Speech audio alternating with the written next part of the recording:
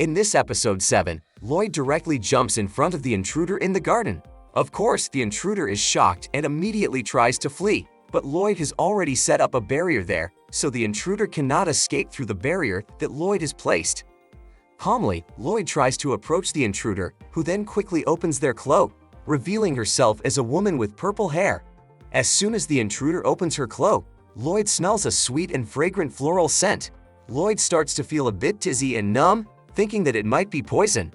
Immediately, Lloyd uses healing and purification magic on himself.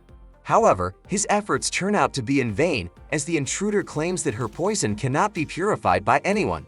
In his heart, Lloyd says that purification magic is a technique that can detoxify any poison. If it doesn't work, then this must be an unknown poison. The composition of the poison has changed through magic. Indeed, there are a handful of people born with unique magical abilities, especially those whose powers bring disaster to those around them, and are thus ostracized by many people. The intruder then states that she is cursed with poison because she was born with it and spreads it. She is nicknamed Ren the Poison Moth. Ren then moves towards the barrier, touches it with her foot, and kicks it, causing the barrier to shatter. Lloyd sees this and thinks that Ren might have used her poison to melt and break the barrier. Ren then says that Lloyd only inhaled a small amount of her poison, so he will not die, but will suffer for 2 or 3 days. Ren jumps away and disappears. Lloyd is very impressed to see Ren disappear without a trace. Grim then approaches Lloyd, who surprisingly has recovered with just a little healing and purification magic. Grim asks why Lloyd let the intruder escape. It turns out that Lloyd did it on purpose to find out where their headquarters is located. Lloyd suspects that Ren is one of the Assassin's Guild that Silpha had faced before. Silpha mentioned that they are very skilled at erasing traces and each has special powers. Lloyd is curious, thinking that maybe all 6 of the members have unique elements. Lloyd is able to see the direction where Ren fled. Ren indeed erased her traces, but it is still easy to track because she punctures space when erasing her traces, and it is easy once the point is found. Lloyd then jumps out of the palace to pursue Ren. In another place, several people are gathered. Ren is also there, and a man receives a report from Ren that she was discovered while infiltrating and escaped without killing. Ren excuses herself by saying that the one who caught her was just a child. However, Ren did not return empty-handed. She obtained information that the kingdom is mass-producing magic swords, which she believes is a sign of war preparations. A woman with pink hair interrupted their conversation because she sensed someone was watching them. Sure enough, Lloyd, using his invisibility magic, had already sneaked in and was hiding on the ceiling. Since he was discovered, he revealed himself and descended. Ren was very surprised to see Lloyd looking fine, as he should still be affected by her poison and unable to move. A large man recognized Lloyd as the 7th prince. Lloyd walked towards them and then deactivated the barrier surrounding his body. Naturally, Grim, who was nearby, was very shocked. Why would Lloyd deactivate his barrier in such a situation? Lloyd explained that since there were many people with special powers in front of him, it would be a shame to avoid those abilities. Lloyd wanted to experience and feel their attacks. Lloyd then activated his trace magic, imitating Tao's martial arts technique, and challenged the members of the Assassin's Guild to attack him. A man with green hair and a black cloak stepped forward and attacked Lloyd with a kick, which Lloyd successfully blocked. The man continued to attack Lloyd with kicks, impressed that Lloyd could deflect all his attacks. He hadn't expected that the prince could also fight. The man launched another attack, and unexpectedly, his hand became very flexible, able to reach Lloyd's body. The man admitted that he was born with a flexible body and was usually nicknamed Babylon, the giant rat.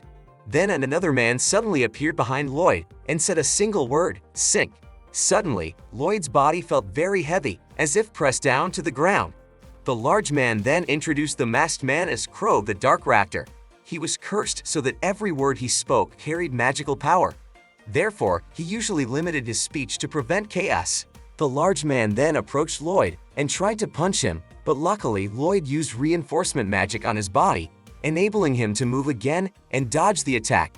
However, Lloyd's body was suddenly covered by something sticky, resembling a spider's web.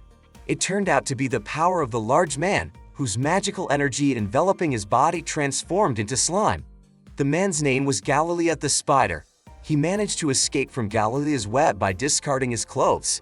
However, he was then attacked by a woman with pink hair wielding 2 swords. Lloyd could deflect all her attacks, but unexpectedly, the woman stabbed herself in the leg. And miraculously, Lloyd's leg was also wounded in the same way. The woman introduced herself as Talia the Hundred Pains. She could inflict the same injuries she experienced onto anyone she saw. Lloyd was increasingly amazed by their special abilities, which defied logic and piqued his curiosity even more. Effortlessly, Lloyd healed his leg wound with healing magic. Surprisingly, Talia's leg wound also healed. Lloyd wondered what would happen if he injured Talia. Would the effect be the same? He wanted to test this directly. He used reinforcement magic on the cloth he was holding, turning it into a makeshift sword, and with trace magic, he mimicked Silpha's sword princess technique. Lloyd was curious to see how the Assassin's Guild members would defend themselves. Swiftly, Lloyd jumped towards them. They were startled and dodged as Lloyd approached. Lloyd's first target was Babylon, whose body tried to lessen the impact of the attack and became limp. Galilea and Crow simultaneously jumped at Lloyd. Crow uttered the word smash, but Lloyd quickly dodged, causing Galilea to be hit by Crow's words. Galilea's body was flung backward and collided with Talia. Now it was Crow's turn to be Lloyd's target. Lloyd attacked with both swords, copying Silpha's move, Twin Dragon Rising. Crow attempted to stop Lloyd's attack with his cursed words, but couldn't complete his incantation in time.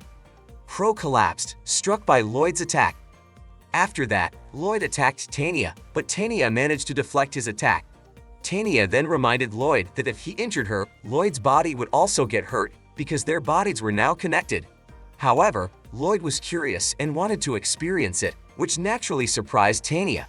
Lloyd attacked Tania with the Wolf Fang technique, causing Tania's body to be thrown hard against the wall. Indeed, Lloyd's body felt the same pain that Tania did. Lloyd then turned his attention to Ren, wanting to experience her poison as well. But with his body injured, Galilea tried to protect Ren, telling Lloyd to step back because Ren couldn't control her poison, which could poison everyone there. Lloyd then thought that it seemed the same for everyone, they couldn't control their abilities. Galilea confirmed Lloyd's observation, saying they were indeed cursed with their powers. Galilea then moved forward, attempting to catch Lloyd with his web, but Lloyd managed to dodge, and from behind, he placed his hand on Galilea while casting a spell. Ren thought the spell would harm Galilea and angrily attacked Lloyd. Lloyd activated his barrier to deflect Ren's attack. Unexpectedly, Galilea said he was fine, even better, as he could now control his magical power. Lloyd explained that Galilea could now control his power because Lloyd had inscribed a magic technique directly onto Galilea's body. If they couldn't control it themselves, it was better to be controlled by someone else. Lloyd's inscribed technique circulated the magical power within the body. This was Lloyd's first time inscribing a magic technique onto a human body, but it seemed to work well. Everyone there was astonished, and Galilea appeared to cry with joy, as he never thought he could finally control his curse. Lloyd then offered the same to the other members of the Assassin's Guild. In the end, everyone could control their magical powers. They were all very happy, especially Crow, who could now speak normally without fearing his cursed words would harm others. Babylon's body no longer stretched uncontrollably. Ren was also very happy, as she could now wear any clothes without worrying about her poison leaking from her body. The members of the Assassin's Guild, especially Tania and Crow, became very close with Lloyd, even making clothes for him. Ren protested, saying that Lloyd was an intruder and that he was in their kingdom to mass-produce spellbound swords for war. Grimm then denied it, explaining that Lloyd was making those swords because it was his hobby. Then, in a serious tone, Galilea said there was something important he wanted to discuss. Galilea narrated the origins of the Assassin's Guild and their leader, Jade the Shadow Wolf, who was cursed with illusions and had the power of teleportation. In a flashback, it showed their leader, Jade, returning to their base after being missing for a long time. He had been wandering in a vast desert. Because of his illusion curse, he was transported to various places against his will. Jade presented a coin with a wolf image as the symbol for the Assassin's Guild. From then on, they would take on missions that the adventurer guilds couldn't accept, handling dark cases.